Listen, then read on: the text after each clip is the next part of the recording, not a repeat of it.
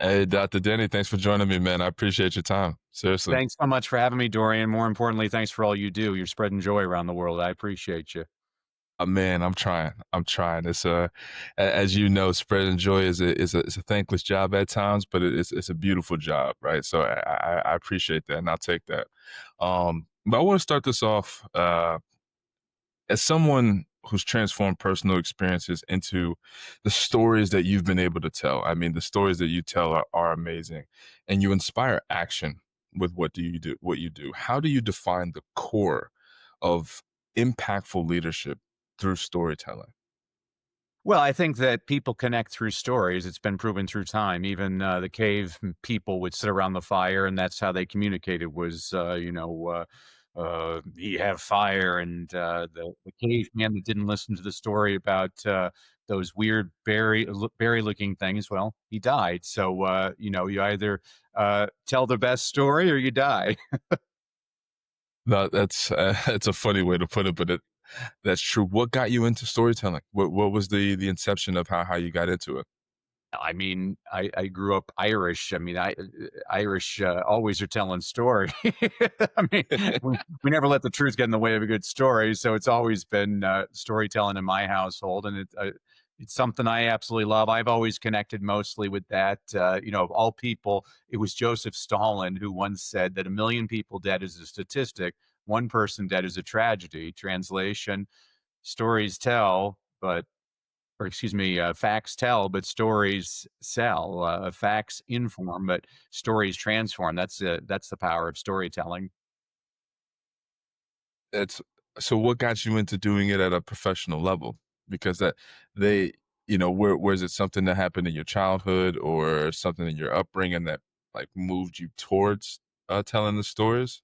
Yeah, so it was economic necessity, Dorian, in all honesty. I was a teacher, and in 2005, my wife and I attended a real estate seminar, which turned out to be a scam, and we lost everything. And I could give you the woe was me story, but I'm a positive person. I learned a lot from that. First of all, I learned my wife is my soulmate. She stuck by me when she probably didn't need to. She's an incredible person. Second of all, I learned money's not everything because you can lose money just like that. Third, I try not to judge other people because if I was somebody looking at what I had done, I would have said, well, you deserve that. But now I realize if you don't know everything about a person, you really don't know anything about a person. Fourth, I became Christian, which I'm always embarrassed to confess. But the more I read the Bible, I'm not the first screw up to find Jesus. And fifth, I didn't want to file for bankruptcy. And my accountant said, well, you have to make this much more money this year. And so I started speaking on the side and I hit that number right on the number. Well, then the next year, Dorian, he said a much higher number, and I hit that number right on the number. So in year three, I thought, well, maybe I should set a higher number. And basically, during one of the worst economic downturns in American history, I was able to build up a highly lucrative speaking business, which started to attract the attention of some pretty big name people and companies that wanted me to coach them. And the coaching thing totally took me off guard because I didn't want to do it for a long time because you need to know this about me, Dorian. I have a very high standard for my students. I will not let you fail. I will be on your back until you succeed. I hold you accountable. And now that I work with entrepreneurs and executives and business owners, it's probably been the most gratifying thing I've ever done because I find that they're highly motivated to do the work. And so storytelling has always been a part of my life, but it's been really a means of my income probably for the last 25 years. I have probably 30 years. I mean, I use stories to connect with the kids when I was a teacher too. And I want to touch on that because that's kind of where I wanted to go with Hmm. your journey from teaching, right? Because you, from what you've told me, you were teaching at Compton, you were teaching in Watts, and those are not the places that most people would see. It's like, oh, let's go to Compton and watch, right? But even though they're great kids, right? They're amazing people, but now you're delivering keynotes worldwide, right? Like Yeah, yeah. you've gone from teaching in an area that many wouldn't want to be, just to call it plain to plain. And now you're doing this thing worldwide. So can you share a story of maybe like a lesson that you've learned in those days, right? Yeah. That's Well, moved you to today. Yeah, I've taught all age levels from preschoolers all the way up to rocket scientists. I can make that claim because I used to teach English as a second language to engineering students at the University of Southern So cool. California. What I learned is what works with 12th graders doesn't necessarily work with kindergartners, but what works with kindergartners works with all age levels. The stupidest thing I ever said as a teacher, well, one of the stupidest things, I've had many things I've said are stupid to the kids.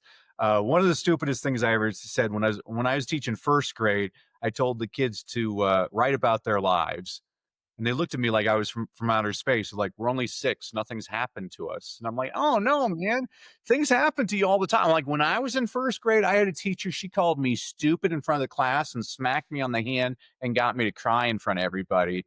And so the next day I was walking to school, I had an apple and I peed on the apple and I gave her the apple that day. And she told me later on it was the best apple she'd ever had.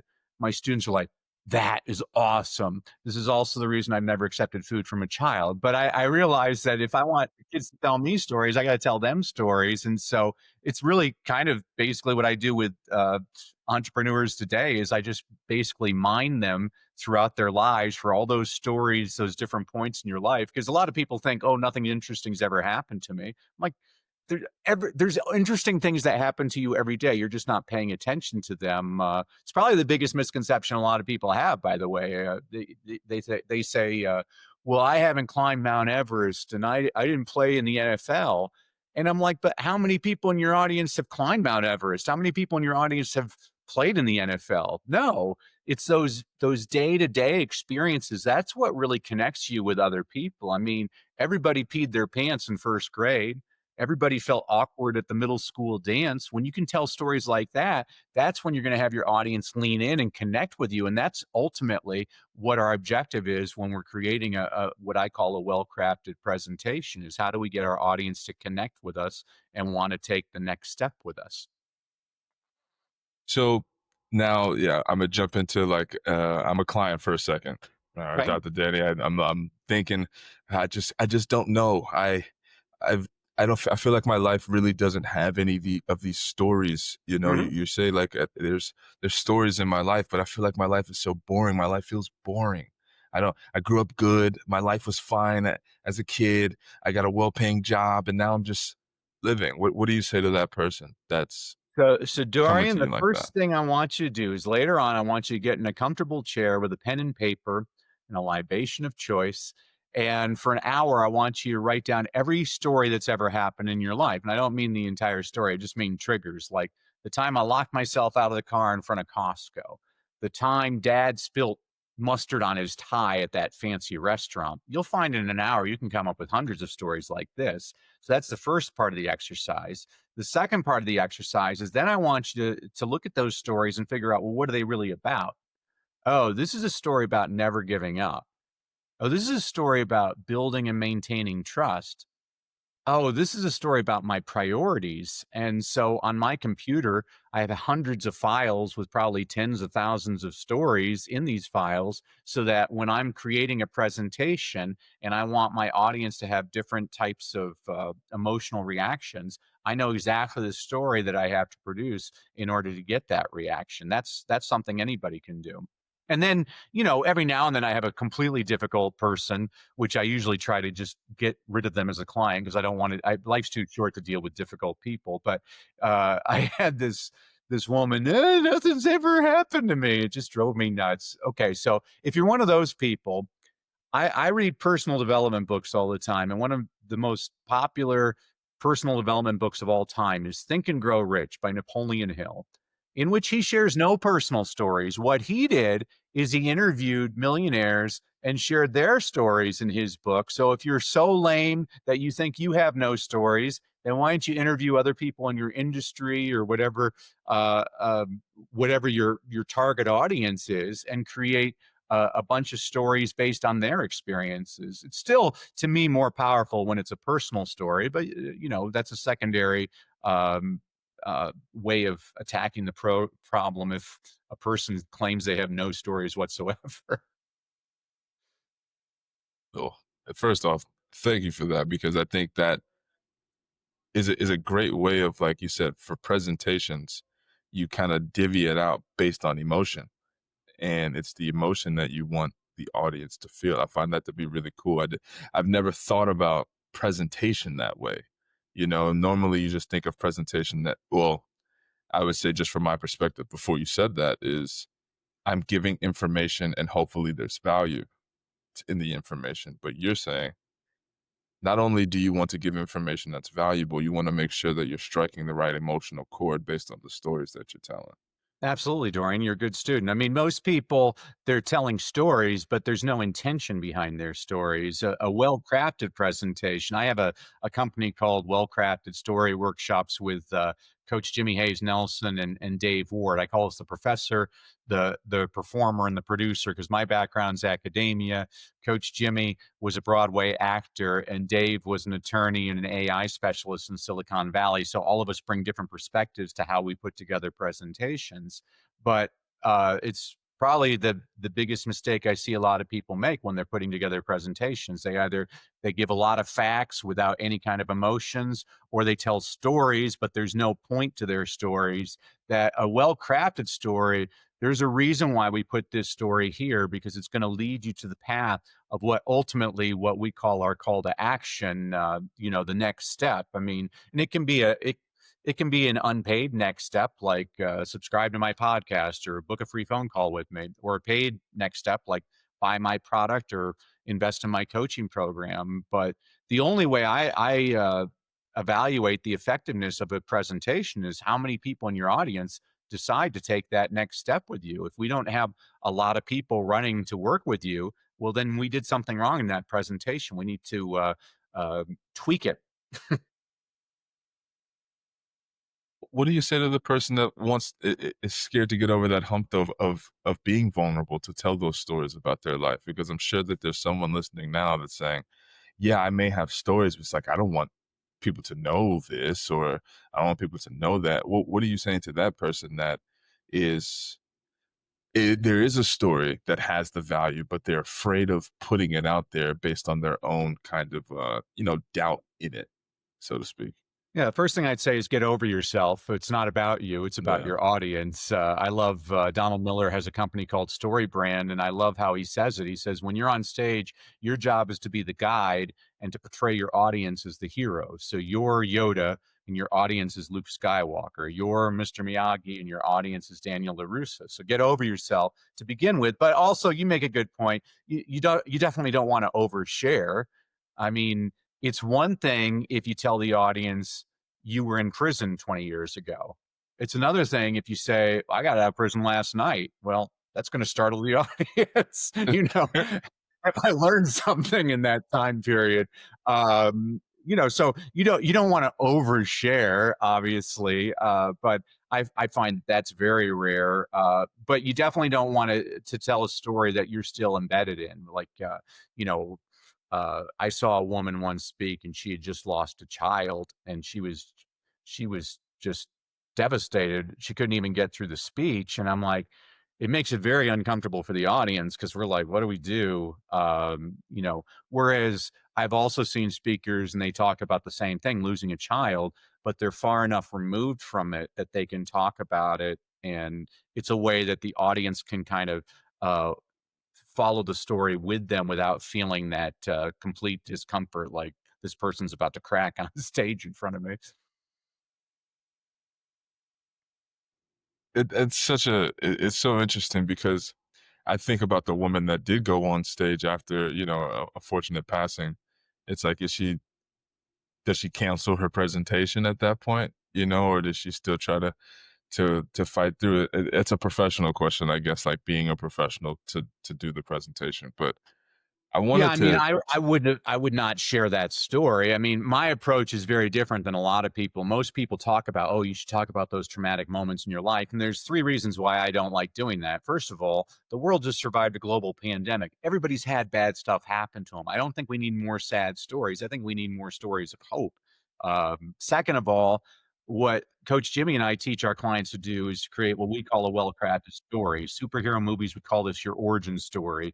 Politicians would call it a stump speech. You can call it peanut butter and jelly. Doesn't matter what you call it.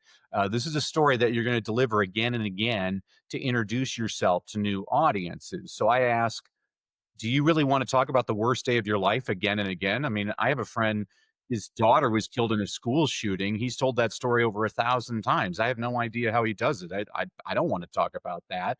And then third, and this is where people get angry with me. I have one objective when I'm on stage. I want you to leave feeling better than when you came in. I want you laughing, smiling, happy. I think there's something admirable about that as a goal.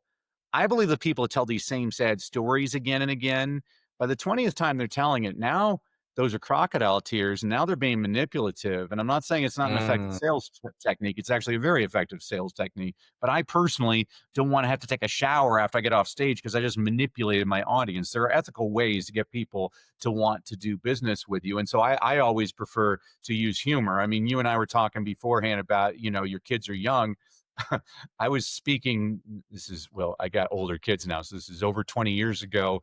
Um, the conference organizer, she asked me, how do you want to introduce how do you want me to introduce you on stage, Danny? I'm like, oh, I'll tell you how to introduce me. I spent Christmas Eve because my oldest daughter, Kate, she swallowed a penny. And so my wife said, what should we do? I said, oh, she'll poop it out in a couple of days. She's like, no, we gotta go to the hospital.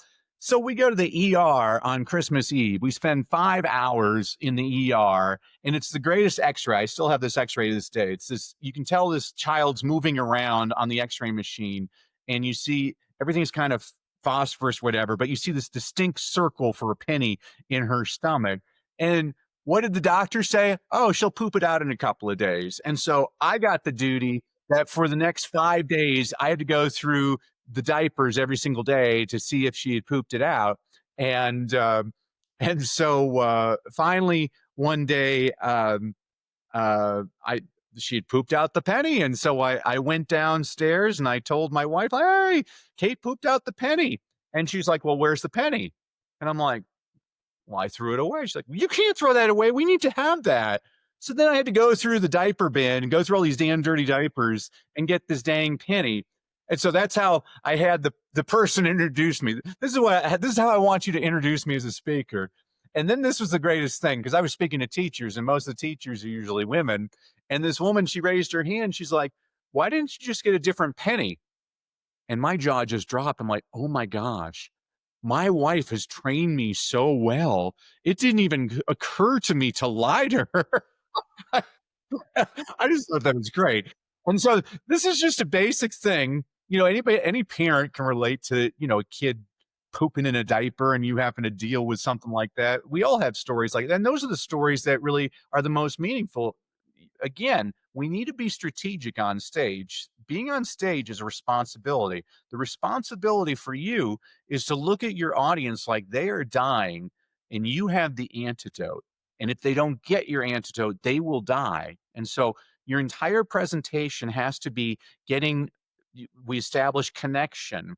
We share meaningful strategies that can help people with their problems. Then we have a very clear call to action and an emotional close that gets them to want to stampede on the way to working with you. If you can do that, you've created a well-crafted story. I love that. I love that. And it's such a clean process. But while I have you, we're gonna see what we can do for our audience and see what value we can give them. So the aspiring leader that is, he's not so confident on stage, like you said. He doesn't know his story. He doesn't know what story is his that he can own and take across the finish line to be better at presenting, or getting on stage. How are we starting that conversation? And walk me through, what you would be instructing this person to be doing along the way to find their story, like you kind of gave us earlier, and two, hone their story so they can then do it like a great presentation. Well, so the process that Jimmy and you have to forgive me, since I'm a former teacher, everything I do either rhymes or it's alliterative. And so Jimmy and we take people through our 5 C's process, which is first of all, you need clarity. Before you ever put together your presentation, you need clarity. So there's 2 questions you have to ask yourself. It's amazing. 95% of the people we work with cannot answer one or both of these questions in a succinct manner. Those questions are, who is your audience and what is the problem that you solve? I'll ask people, who's your audience? You're like, everybody. I'm like, well, if your audience is everybody, your audience is nobody. Here's my suggestion to everybody out there. The riches are in the niches, niche it down. So For example, when I first started speaking, I was a public school teacher. So I started by speaking to public school teachers because that was my tribe. And then I was able to expand to also educational administrators and to parent groups. You can always broaden your audience, but uh, uh, you want to start with what we call the lowest hanging fruit. Who are the people what are the groups that you belong to? What are the people that you feel comfortable with? And then what is the problem that you solve? The problem that Jimmy and I see with most people is rather than talk about their audience's problems, they talk about their solution. People don't give a hoot about your solution. They give a hoot about their problem. So you need to use the language, just basic language. That's the other thing. A lot of people try to be overly intelligent in how they communicate. Oh, I'm clever. I'm using very big words. Well, big words don't connect. What you're trying to do is connect with your audience. And so once we're able to understand the answers to those two questions, then we go through our presentation, which are those other four C's, which is to connect with your audience, to teach meaningful content that helps the audience, to have one clear call to action, and then have an emotional close. So for people that are trying to connect, one of the things that you can be doing is thinking about, well, what do I want? Everything is moving towards your call to action, because a really well crafted presentation is, this is just our first date. You want to work with me some more. Let's keep this conversation going. So everything in my presentation is directed towards that call to action. And so I need to figure out, well, what do I need to do to connect with my audience? I mean, and so Jimmy and I teach, you got to rap. Again, former school teacher. Rap stands for, you got to show that you're relatable. Hey, I'm just like you. I've had the problem that you've had before. A, authority. And I solved that problem. P, purpose.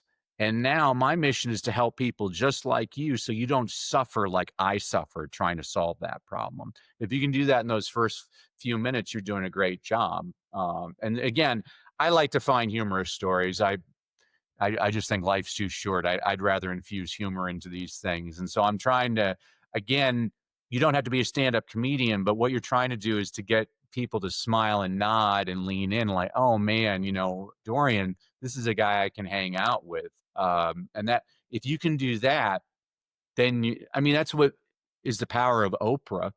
I mean, Oprah, she's probably the most powerful communicator I've ever watched because everybody feels comfortable around her. I mean, and look at what she did. She was very good about, she would talk about, am I talking to skinny Oprah or obese Oprah? I mean, like that's something I can totally relate to that. My weight goes, I always tell people I'm a weight loss expert. I've lost over 1,000 pounds. The problem is I've gained over 1,250, I mean, people can relate to that because, and so I'm exposing, or Oprah's exposing a vulnerability, but she's not like self-conscious of it. This is why I watch lots of speakers. I watch politicians, I watch televangelists, I love watching comedians. Comedians are really good about this.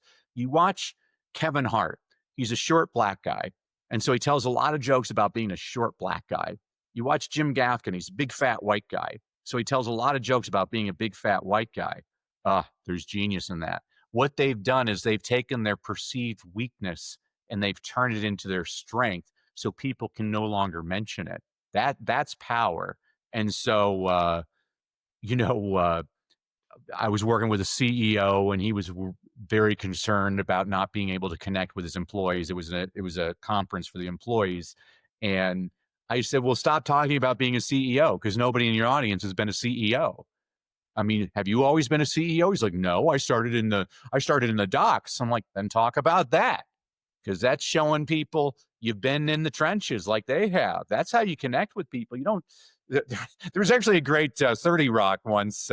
Tracy Morgan, one of my favorites. Tracy Morgan was telling he couldn't connect with his audience anymore because he was famous, and then they show him doing his stand up, and he's like, "Don't you hate it when your private chef burns your foie gras?" And like everybody in his audience, is like, I don't understand what you're talking about, because nobody understands that unless you have a private chef Yeah. and you're having foie gras. So a powerful presentation, you're just trying to connect with that audience. I want people, watch politicians. They do this all. I mean, when we work with politicians, my first joke with politicians, I always say, you ever notice that nobody has ever run for president that grew up middle class? They all grew up in a log cabin. And what the reason they do that is they need to establish that story that, oh, I'm just like you. I mean, when I use political examples, by the way, it has nothing to do with the politics. It's just the speaking style. But look at President Reagan. President Reagan was a millionaire who lived in Bel Air, California, in a mansion, and he was so good at connecting with audiences. He made auto workers in Detroit, Michigan, feel like they could have a beer with him. There's power in that. That's powerful communication. You said relatability. And I love the RAP rap because it breaks it down to its simplest form. Are you doing these three things? If you're not, you might be missing the ball. And for the leaders out there that are looking, the aspiring leaders, the point of what I believe of what you're saying is the connection piece, right? The best way to connect is by showing that you are a human being, almost, right? Like like they're not going to connect with you if you're a CEO, if you talk to a group of people that are employees, right? They're not going to relate to anything that you're saying. So I think that's a great takeaway, just for me and myself on how I talk to my audience now, right? Because I'm now doing the podcast, so I have to understand who I'm talking to and become a relatable person. And that's why these conversations are important because I'm student in these moments, right? So I'm literally learning as I go. So I appreciate that. That was awesome. But I want to jump to something that you emphasized, and it's the link between reading mastery and public speaking. And how does cultivating the habit of like not just reading but deep reading, as you said, empower like leaders to communicate more effectively? And then what would you say is a personal practice that you've used in your day to day to get better at your own speaking capability? Yeah, so I know plenty of readers that don't necessarily become effective leaders, but I can't name a single effective leader in history that was not also an avid reader. I read because those stories help empower you, helps you connect with other people, even if it's I read a lot of nonfiction, but a lot of the stories from fiction. I mean, we were just talking about connection. One of my favorite scenes in the movie The Godfather, and they portray it in the book too, is Michael Corleone's talking to the Don, his godfather. He's talking about his son. He's like, "Oh, he's smarter than me. He's already reading the funny pages." And the Don's like, "Oh, he's already reading the funny pages." I'm like, "Wow, I connected with that. That's just a Mm-hmm. conversation between a father and a son. That was powerful." And I'm always looking for stories. So uh, I read a lot of biographies. One of my favorites is Team of Rivals by Doris Kearns Goodwin, wonderful historian. The movie Lincoln supposedly was based on the book. I think there's maybe 4 lines of dialogue from the book. But it's the true story of Abraham Lincoln. When he became president, he took all of his political rivals and made them his cabinet. This is a true story. I mean, Lincoln's amazing. I love studying President Lincoln. He has one of my favorite quotes Yeah. of all time. He said, "I know the Wow. best way to defeat my enemies. I shall make them my friends." Wow, that's profound thinking.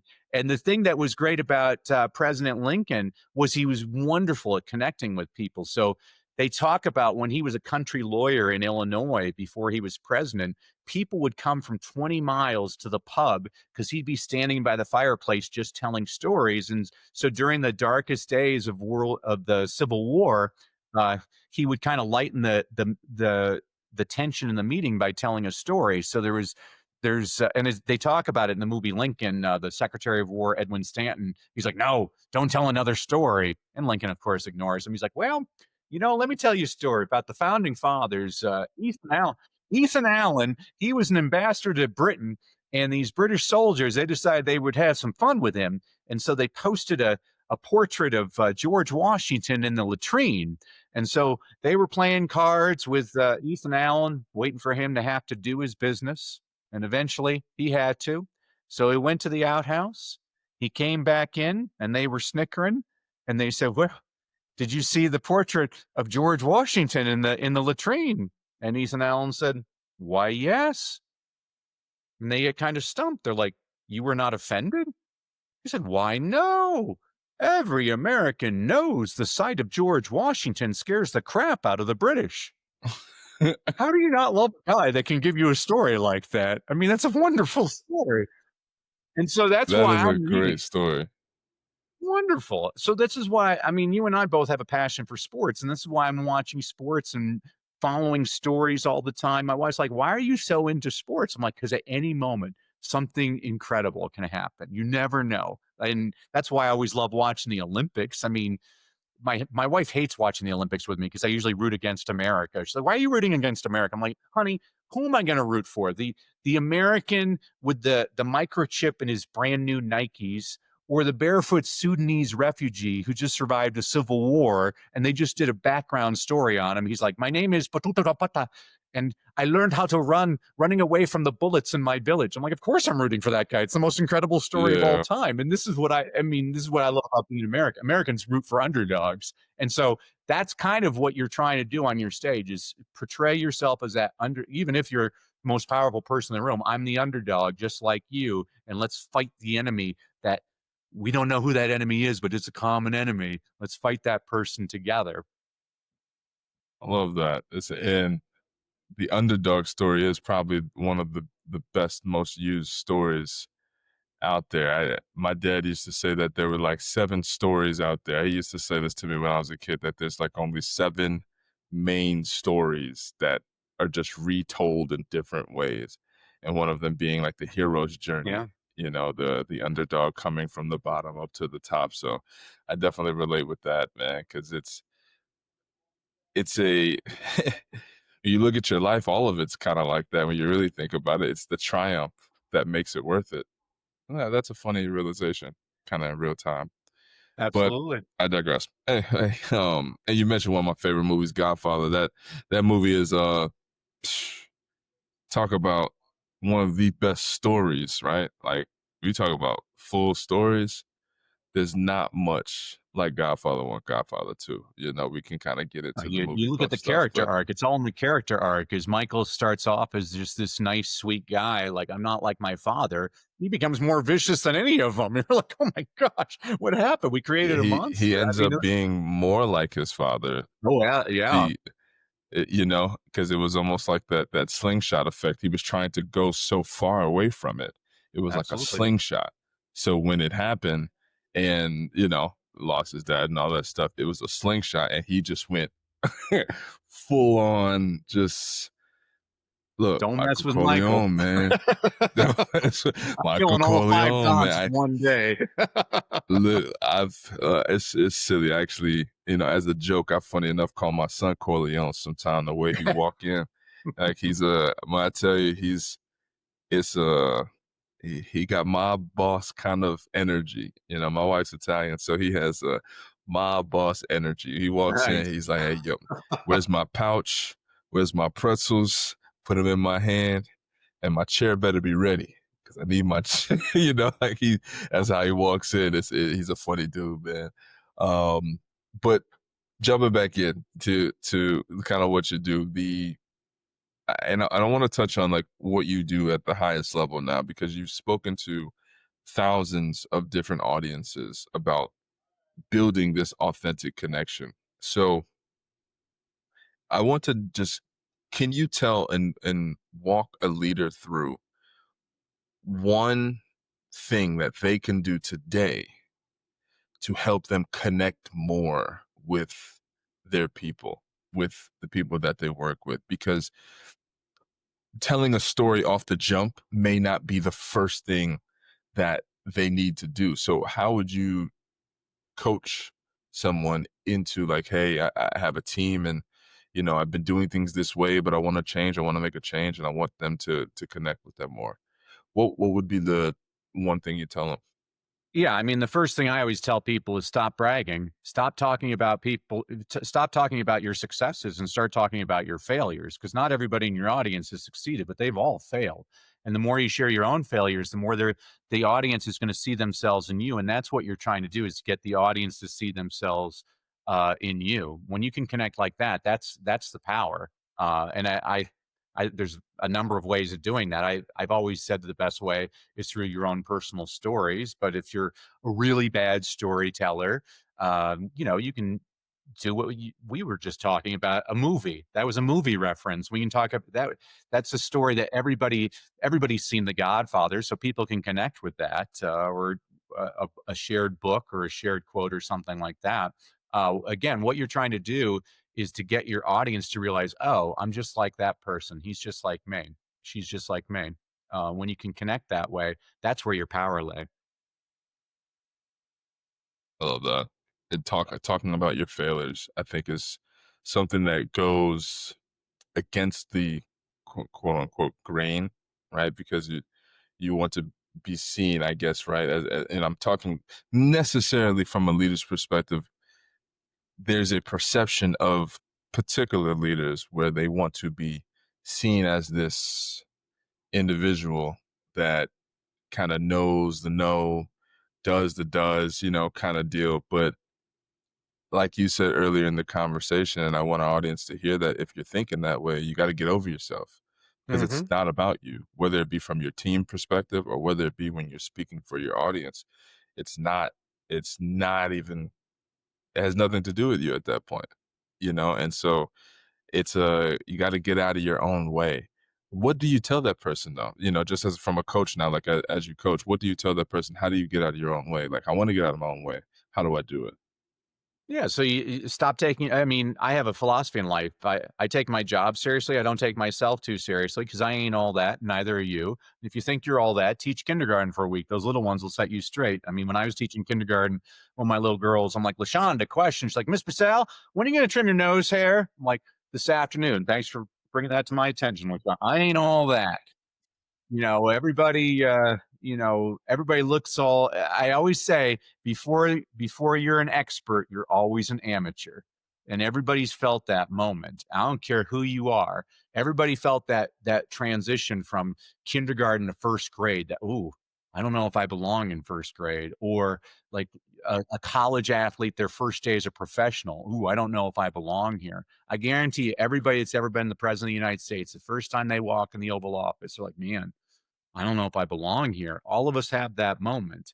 But this is why I always tell everybody that speaking is a skill. It can be trained.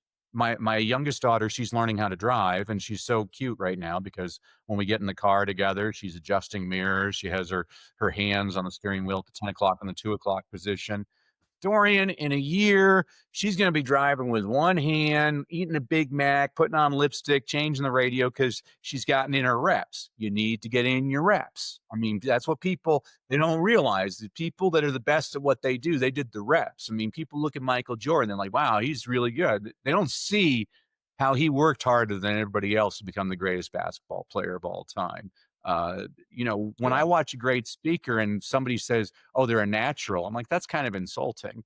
There's nothing natural about Mm, that. I know that that person put a lot of work into it. I work with a lot of people that have stage fright or they don't really particularly want to be on stage. And the way we get rid of your stage fright, it's the reps. It's the same thing as your podcast, Dorian. I guarantee you, the first time you did this podcast, it sucked.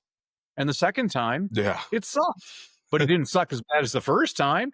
And now you've been doing it long enough. It's a fine oiled machine and you're very comfortable. You don't have to worry about it, but it took you time to get there. Same thing with speaking. We can eliminate.